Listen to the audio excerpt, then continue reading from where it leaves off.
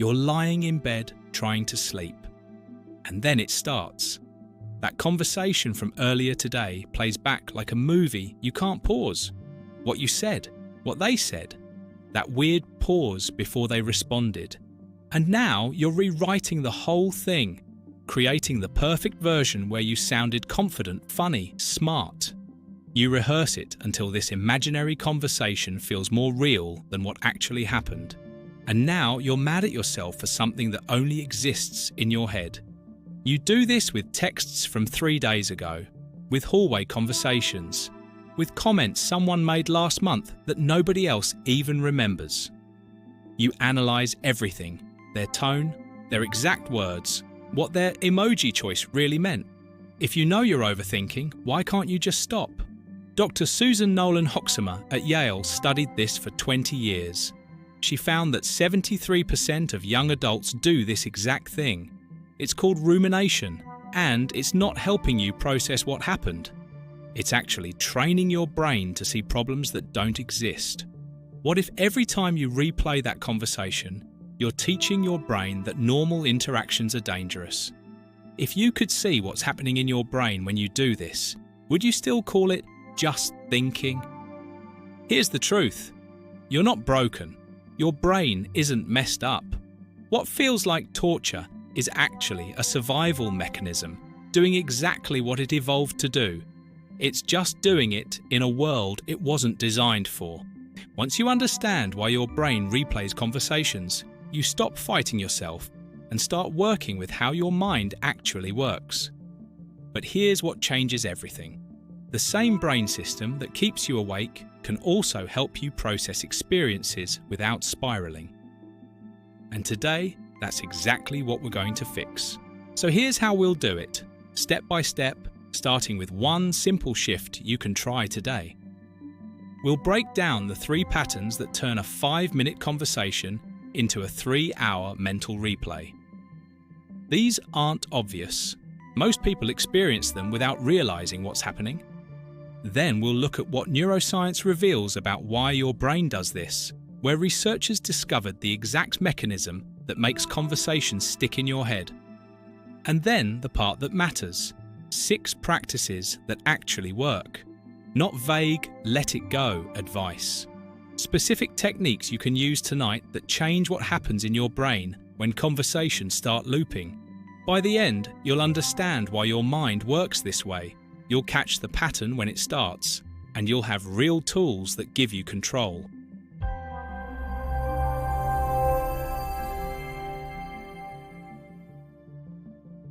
Dr. Kareem Nader at McGill University made a wild discovery in 2000.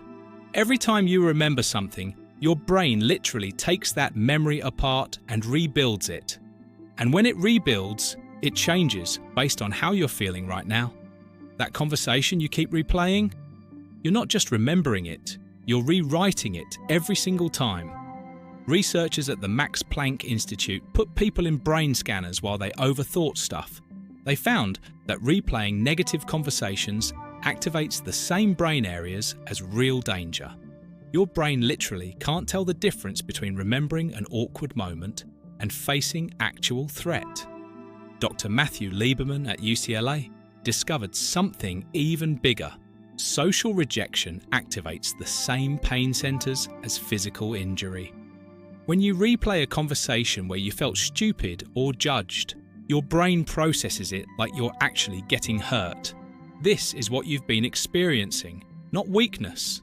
An alarm system treating a weird text like a life or death situation. This is your threat detector at work. You're fine, everything's normal, then your brain finds something.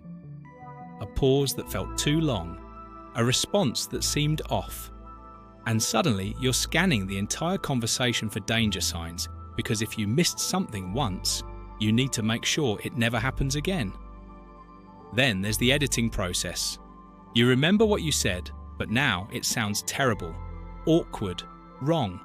The perfect response appears, what you should have said, and now that fake version feels more real. You practice it, perfect it, get frustrated that you didn't think of it in the moment. But here's where it gets worse. your brain connects this conversation to others. Remember that other time you said something similar? Remember when you made that joke and nobody laughed? Your brain strings them together as evidence. Evidence that you're awkward, that you don't get social cues, that people just tolerate you. Now you're not analysing one conversation. You're building a case against yourself using moments from years ago. And the final pattern, catastrophic projection. You're not just replaying what happened. You're predicting disaster. They think you're weird. They'll tell other people. Next time will be awkward. You'll have to avoid them. You're creating future scenarios where everything goes wrong and your body reacts like it's happening right now. Your brain evolved in small groups where being excluded meant death. Not metaphorical death, actual death. So your ancestors who obsessively analysed social interactions, who stayed up worrying about their standing in the group, they survived. You inherited a brain that treats social threats like physical danger because for 200,000 years, they were the same thing. Neuroscientist Matthew Lieberman calls this the social brain. When your mind wanders, it doesn't drift randomly. It drifts to social analysis. Who said what it means. This is your brain doing what it evolved to do. But here's the problem. Your ancestors had maybe 150 people in their world. You have thousands. Every text, every comment, every post, each one could signal danger.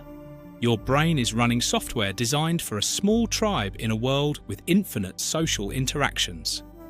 Then there's why rumination feels impossible to stop. Dr. Alex Korb at UCLA found that rumination activates your reward system. Every time you replay the conversation and find a better response, you get a small hit of dopamine.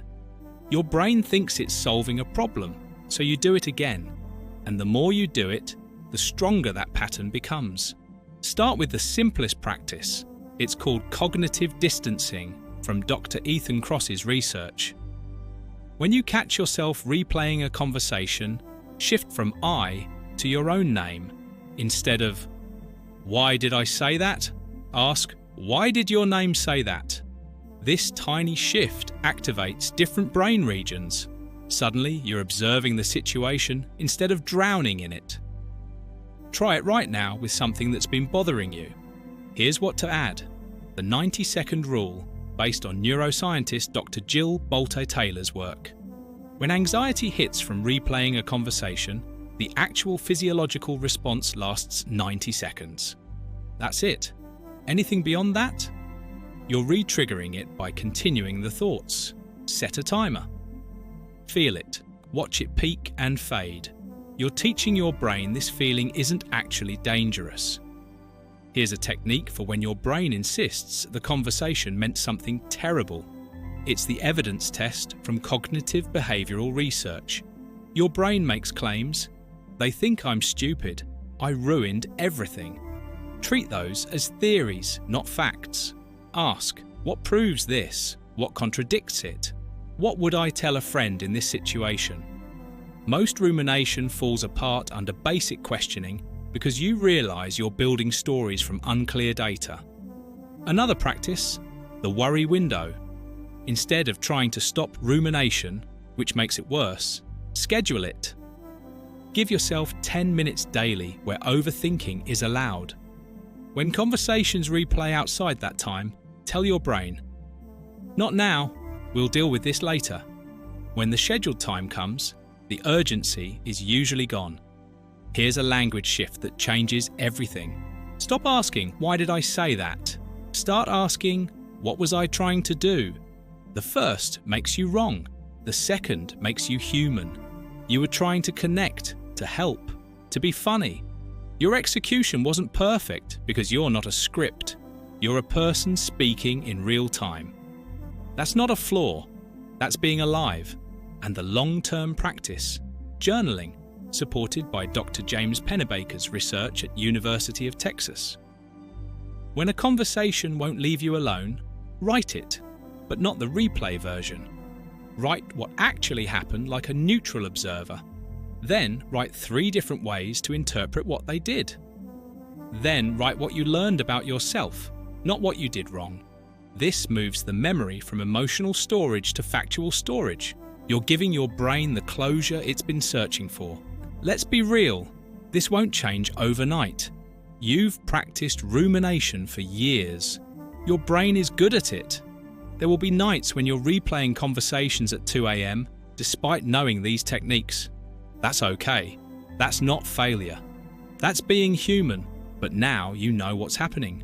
Rumination isn't finding truth, it's threat response. Your memory changes every time you access it. That perfect version you invented wasn't available in the moment because brains don't work that way. And you're not broken for doing this. Which conversation keeps replaying for you? When you shift to third person and use your own name, what changes? Drop it in the comments. When you share, you help someone else realize they're not alone. If this clicked, share it with someone lying awake replaying conversations that don't deserve this much power. Try one technique tonight. When that conversation starts looping, use the 90-second rule or the evidence test or cognitive distancing. What if the conversations you can't stop replaying aren't showing what's wrong with you? What if they're just showing a brain trying to keep you safe the only way it knows how? Your mind isn't your enemy. It's working with outdated threat software, and now you have tools to update it. You're not broken, you're human, and that's enough.